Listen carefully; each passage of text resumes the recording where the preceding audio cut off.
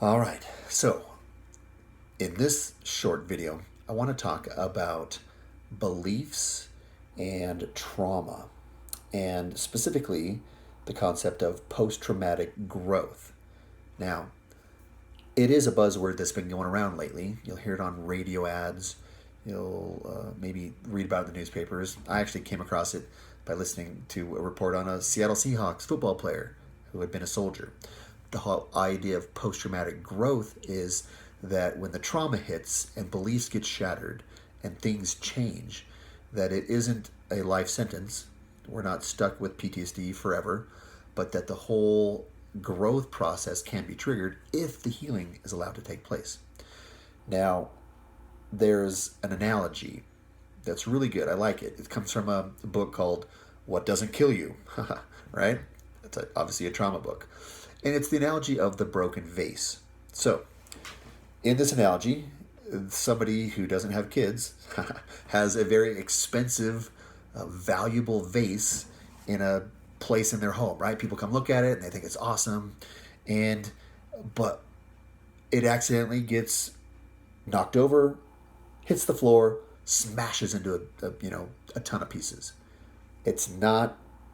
I mean, you can't put it back together, right? You obviously can't glue it back together and say, "Oh, look at my expensive vase that's glued back together," right? It's just not the same anymore, and that's the point.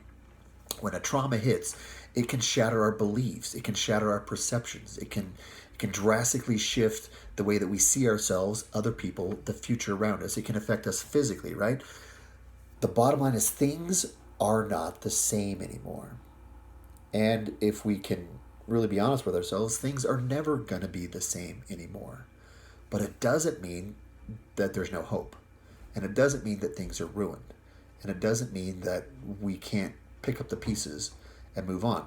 It gives you kind of a decision point in life where, in this analogy, right, you could sweep up the pieces of this a really expensive piece of artwork and just chuck it in the trash because it's broken. Or, as the analogy goes, you can take these pieces and turn it into something else, into a mosaic, into some kind of artwork that is definitely not going to be the same anymore, but it still has that the same valuable pieces of clay or pottery or whatever that thing is made of, right? And it's still beautiful. We can make something beautiful out of it, but it's not going to be the same. And in many ways, working with these beliefs, the first thing that has to happen is an acceptance that things are never going to be the same anymore. I remember one time sitting with a really traumatized young man who was in the military, and he would sit there rocking in my office going, I just wish I could be the person I was before all this happened, right? I just wish I could go back and things could be the same. And that's what he just kept repeating over and over again. And that's the one thing that when trauma hits our lives, that can't happen.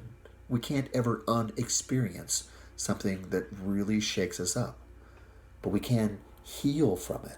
But even if we do heal from it, things aren't ever going to be exactly the same as they were. Life changes all the time, but it's these big changes sometimes that just keep us stuck. And so if you have something where it's like, I've never been the same since, in one ways, that can be a signal like, okay, that's something to work on. In another way, that's actually true. Things probably won't ever be exactly the same, but they can still be really good. We can still make something beautiful out of our lives, right?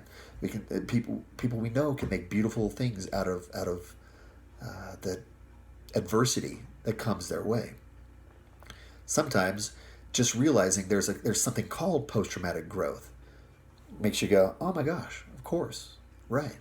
This isn't a life sentence. A lot of times PTSD nowadays is talked about as something that, well, you're going to have it for the rest of your life. Well, that trauma will exist, right? We can't go back and change the past, but we can heal from it enough to where the symptoms of PTSD or trauma, they might come back occasionally, but they don't have to alter the course of our life forever. They don't have to be our new normal necessarily. We just got to realize that options exist.